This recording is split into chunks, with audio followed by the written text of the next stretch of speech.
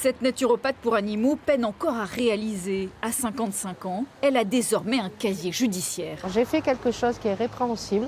Effectivement, on ne doit pas faire justice soi-même, mais c'est quand même hallucinant. Sa mésaventure commence l'été dernier. Elle souhaite vendre la maison de son père décédé lorsqu'elle apprend qu'elle est squattée. Vous voyez, là, il y avait des petits rideaux, là aussi. Donc il a tout barricadé, mais il y a un accès à l'arrière, en fait. Pour la justice, il n'y a pas d'effraction, l'individu serait rentré par une porte ouverte. Karine Lelouch embauche alors des hommes de main pour déloger le squatteur. Elle finit en garde à vue. Prise d'empreinte, prise d'ADN.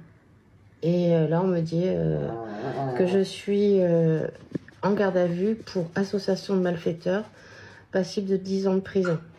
On rêve, on ne sait plus où on habite. Le tribunal tranche 1 an de prison avec sursis et 1 200 € de dommages et intérêts à celui qui occupe illégalement sa propriété. Je l'assume, je ne fais pas appel parce que je veux payer pour la bêtise que j'ai faite, mais je suis en colère.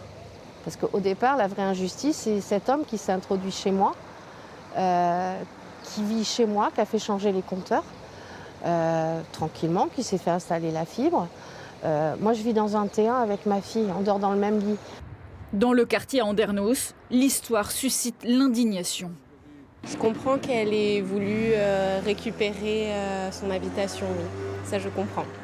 On ne fait pas justice soi-même, c'est la justice qui fait elle, mais pas en particulier. Le squatteur vit toujours là. Karine Lelouch espère que ces déboires pourront un jour faire évoluer la loi.